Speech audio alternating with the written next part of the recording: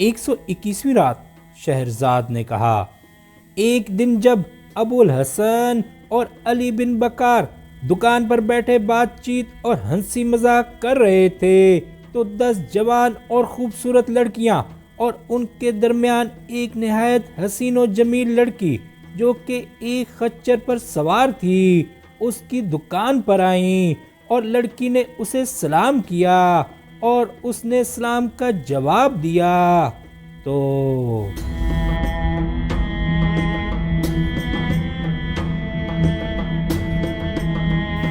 اب جب ایرانی شہزادے علی بن بکار کی نظر اس لڑکی پر پڑی تو اس کی عقل دنگ رہ گئی اور وہ چاہتا ہی تھا کہ اٹھ کر چل دے کہ اتنے میں لڑکی نے اس سے کہا کہ اپنی جگہ پر بیٹھا رہ، ہم تو تیرے پاس آئے ہیں اور تو چاہتا ہے کہ چل دے، یہ کہاں کا انصاف ہے؟ اس نے جواب دیا کہ اے میری آقا، جس حسن کو میں نے دیکھا ہے میں اس کی تاب نہیں لا سکتا اور اپنے آپ پر قابو پانا میرے بس میں نہیں، اس لیے میں چاہتا ہوں کہ اس سے دور ہو جاؤں، اور پھر اٹھ کر وہاں سے چلتا ہوا۔ یہ سن کر لڑکی ہنسنے لگی اور ابو الحسن سے پوچھا کہ اس جوان کا نام کیا ہے اور وہ کہاں کا رہنے والا ہے؟ اس نے کہا کہ وہ پردیسی ہے۔ لڑکی نے پوچھا کہ کس ملک کا ہے؟ اس نے کہا کہ وہ ایرانی شہزادہ ہے اور اس کا نام علی بن بکار ہے۔ لڑکی نے کہا کہ جب میں اپنی کنیز کو تیرے پاس بھیجوں تو اس جوان کو لے کر میرے پاس آئیو۔ ابو الحسن نے کہا کہ بصر و چشم۔ اس کے بعد لڑکی اٹھ کر چل دی۔ ایک پہر کے بعد اس کی کنیز ابو الحسن کے پاس آئی اور اس سے کہنے لگی کہ میری مالکہ تجھے اور تیرے دوست کو بلاتی ہے۔ ابو الحسن اٹھا اور علی بن بکار کو ساتھ لے کر ہارون رشید کے محل کی طرف روانہ ہو گیا۔ کنیز نے انہیں لے جا کر ایک کمرے میں بٹھا دیا اور وہ دونوں تھوڑی دیر تک بات چیت کرتے رہے۔ اب ایک کنیز ان کے لیے مشروب لائی۔ اس کے بعد کنیز نے ان سے کہا کہ میرے ساتھ آؤ، اور وہ انہیں ایک دوسرے کمرے میں لے گئی جو 4 ستونوں پر بنا ہوا تھا اور جس میں طرح طرح کے فرش بچھے ہوئے تھے، اور وہ ہر طرح سے آراستہ و پیراستہ تھا، گویا کہ وہ جنت کا ایک محل تھا۔ یہ عجائبات دیکھ کر وہ حیران رہ گئے۔ وہ ان عجیب و غریب چیزوں کا تماشا دیکھ ہی رہے تھے کہ 10 کنیزیں داخل ہوئیں اور ناز سے مٹک مٹک کر چلتی ہوئی آئیں اور صف باندھ کر کھڑی ہو گئیں۔ تھوڑی دیر کے بعد 10 کنیزیں اور آئیں اور ان کے ہاتھ میں سارنگیاں اور دوسرے باجے تھے، اور وہ بیٹھ کر تار ملانے لگیں، اور جب سب تیار ہو چکیں تو اٹھ کر ان کے سامنے گانے بجانے اور اشعار پڑھنے لگیں۔ ان میں سے ہر ایک انسان کے لیے فتنہ تھی۔ ابھی وہ گا بجا رہی تھیں کہ 20 کنیزیں اور پہنچیں جو سب ہم عمر تھیں اور جن کی آنکھیں کالی کالی اور رخسار گلاب کے پھول کے سے اور بھویں پیوستہ اور نظر خمار آلود، غرض کے انسانوں کے لیے بربادی اور دیکھنے والوں کے لیے مسرت۔ ان کی پوشاک رنگ برنگ ریشم کی تھی اور ان کے زیور دیکھ کر عقل دنگ رہ جاتی تھی۔ یہ کنیزیں آ کر دروازے کے پاس ٹھہر گئیں، اور اب یہ 20 کنیزیں دروازے کے اندر آئیں، اور ان کے درمیان وہی لڑکی تھی جس کا نام شمس النہار تھا۔ ایسا معلوم ہوتا تھا کہ تاروں کے بیچ میں چاند چمک رہا ہے، اور وہ غرور و ناز سے مٹک مٹک کر چل رہی تھی، اور اس کے لمبے لمبے بال لٹک رہے تھے۔ اس کا لباس نیل گوں تھا اور قبا ریشمی جس میں سونے اور جواہرات کا کام تھا۔ اس کی کمر سے ایک پیٹی بندھی ہوئی تھی جس میں طرح طرح کے ہیرے جڑے ہوئے تھے۔ اس طرح سے وہ مٹکتی جھومتی اور ناز و ادا سے آ کر تخت پر بیٹھ گئی۔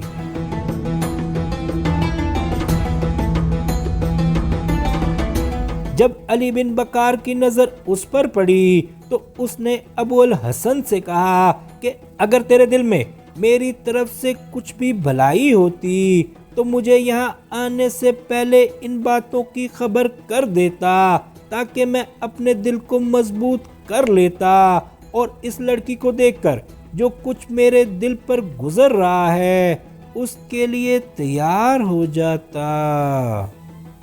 ابو الحسن نے اس سے کہا کہ اے بھائی، میں تو تیری بھلائی ہی چاہتا ہوں اور اس لیے میں ڈرتا تھا کہ اگر تجھے پہلے بتا دوں گا تو تجھے اتنا عشق ہو جائے گا کہ پھر تو اسے دیکھ نہ سکے گا مگر خوشی منا اور دل شاد ہو، کیونکہ اس کی رغبت تیری طرف ہے اور وہ تجھ سے ملنے کی خواہاں ہے۔ علی بن بکار نے کہا کہ اس لڑکی کا نام کیا ہے؟ ابو الحسن نے جواب دیا کہ اس کا نام شمس النہار ہے اور یہ خلیفہ کی سر چڑھی ہے اور یہ مکان جس میں تو اس وقت ہے یہ خلیفہ کا محل ہے۔ اب شمس النہار علی بن بکار کے حسن کا نظارہ کرنے لگی اور وہ اس کے حسن کا نظارہ کرنے لگا اور دونوں ایک دوسرے پر عاشق ہو گئے۔ اس نے کنیزوں کو حکم دیا کہ وہ سب اپنے اپنے تختوں پر بیٹھ جائیں اور وہ کھڑکی کے آگے اپنے اپنے تختوں پر بیٹھ گئیں۔ اس کے بعد اس نے ان سے گانے کی فرمائش کی اور انہوں نے سارنگیاں لے کر گانا بجانا شروع کیا۔ جب وہ گا بجا چکی تو علی بن بکار کی آنکھوں میں آنسو جاری ہو گئے۔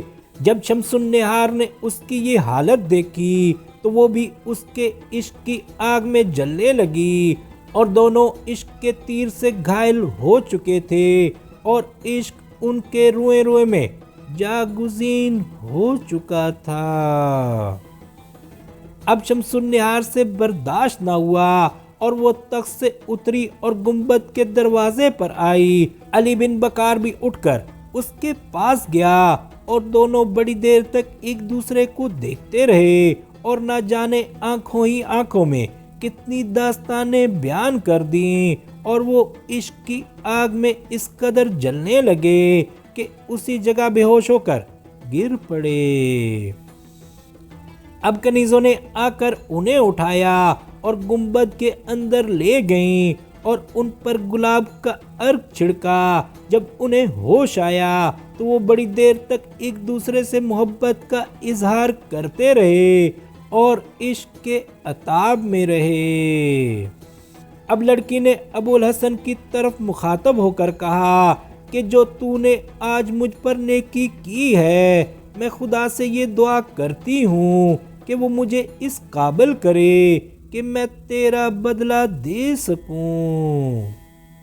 اس کے بعد وہ علی بن بکار کی طرف مخاطب ہو کر کہنے لگی کہ اے میرے آقا، جتنی محبت تجھے مجھ سے ہے اس سے دگنی مجھے تجھ سے ہے، لیکن اس پر سوائے صبر کے اور کوئی چارہ نہیں۔ علی بن بکار نے کہا کہ اے میری آقا، محض تیری ملاقات میرے لیے کافی نہیں اور صرف تجھے دیکھنے سے میرے دل کی آگ نہیں بجھتی، اور جو تیری محبت میرے دل میں سما گئی ہے وہ میری جان لیے بغیر نہ جائے گی۔ یہ کہہ کر وہ رونے لگا اور آنسو اس کے رخسار پر اس طرح بہنے لگے جیسے کہ بکھرے موتی ہوں۔ اسے روتا دیکھ کر شمس النہار بھی رونے لگی اور ابو الحسن نے کہا کہ واللہ مجھے تمہاری حالت پر تعجب ہوتا ہے اور میں تمہیں دیکھ کر حیران ہوں کہ تمہاری حالت عجیب و غریب ہے، اور اگر وصل میں تم رو رہے ہو اور تمہاری حالت غیر ہو گئی ہے تو فراق کے وقت تمہارا کیا حال ہوگا۔ یہ افسوس کرنے اور رونے کا وقت نہیں بلکہ یہ وصال اور خوشی کا موقع ہے، لہذا خوش و خرم ہو اور رو مت۔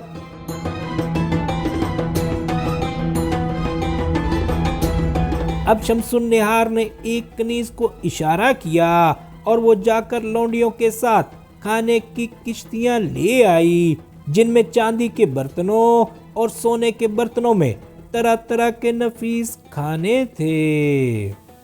انہوں نے ان کے سامنے دسترخوان بچھایا اور شمس النہار خود کھاتی اور علی بن بکار کو کھلاتی جاتی تھی، یہاں تک کہ دونوں سیر ہو گئے۔ اس کے بعد وہ کنیز ان کے لیے انگیٹھیاں لائی جن میں طرح طرح کی خوشبوئیں مثلاً عود اور عنبر جل رہی تھیں۔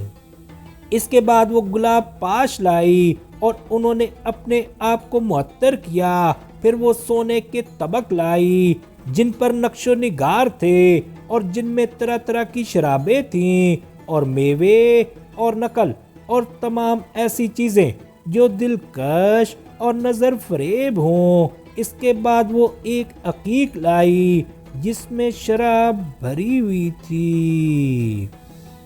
اب شمس النہار نے 10 کنیزیں خدمت کے لیے اور 10 اور جو گانے بجانے والی تھیں ان کو روک لیا اور باقیوں کو جانے کا کہہ دیا، اور گانے بجانے والیوں سے کہا کہ سارنگی بجائیں، اور انہوں نے اس کے حکم کی تعمیل کی۔ جب وہ گا بجا چکی تو شمس النہار اٹھی اور ایک جام بھر کر پی گئی اور دوسرا جام بھر کر اس نے علی بن بکار کو دیا اور پھر ایک جام بھر کر ابو الحسن کو دیا۔ اس کے بعد اس نے سارنگی اپنے ہاتھ میں لی اور کہا کہ میرے سوا اور کوئی نہ گائے۔ اس کے بعد اس نے تار ملائے اور گانے لگی۔ جب علی بن بکار اور ابو الحسن نے شمس النہار کو گاتے سنا تو قریب تھا کہ وہ مارے خوشی کے ہوا میں اڑنے لگے اور وہ آپس میں ہنسی مذاق کرنے لگے۔ وہ اسی شغل میں تھے کہ ایک کنیز ڈر سے تھراتی ہوئی آئی اور کہنے لگی کہ اے میری آقا، دروازے پر خلیفہ کے خدام عفیف اور مسرور اور مرجان کھڑے ہیں۔ کنیز کی یہ بات سن کر ان کے ہوش اڑ گئے، لیکن شمس النہار نے ہنس کر کہا کہ ڈرو مت، اور کنیز سے کہا کہ جب تک میں یہاں سے چلی نہ جاؤں اس وقت تک انہیں باتوں میں لگائے رکھ۔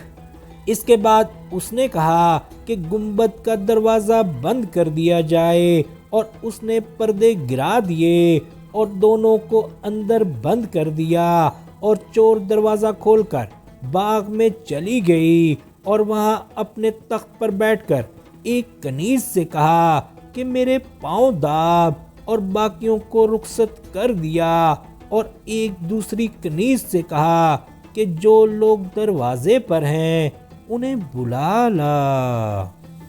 اب مسرور اور اس کے ساتھی اندر آئے، ان کی تعداد 20 تھی اور ان کے ہاتھوں میں تلواریں تھیں۔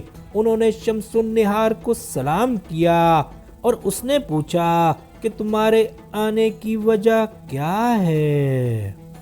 انہوں نے جواب دیا کہ امیر المومنین نے تجھے سلام بھیجا ہے اور وہ تیرے دیدار کا مشتاق ہے، اور یہ پیغام دیا ہے کہ آج کا دن اس کا بڑی خوشی اور مسرت میں گزرا ہے، اور وہ چاہتا ہے کہ اس خوشی کا خاتمہ تیری موجودگی میں ہو، اس لیے یا تو اس کے پاس چل اور یا وہ تیرے پاس آئے۔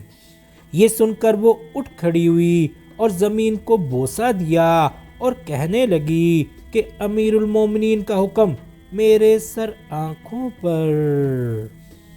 اب اس نے گھر کی منتظم کنیزوں اور دوسری لونڈیوں کو بلوایا، اور جب وہ حاضر ہوئیں تو اس نے ان پر یہ ظاہر کیا کہ وہ خلیفہ کے حکم کی تعمیل میں مشغول ہے، اور اگرچہ مکان ہر طرح کی آرائش و زیبائی سے مکمل آراستہ تھا، تاہم اس نے خادموں سے کہا کہ امیر المومنین کے پاس جا کر کہو کہ تھوڑی دیر میں مکان کو فرش اور دوسری چیزوں سے آراستہ کر لوں، اور پھر میں ان کا انتظار کروں گی۔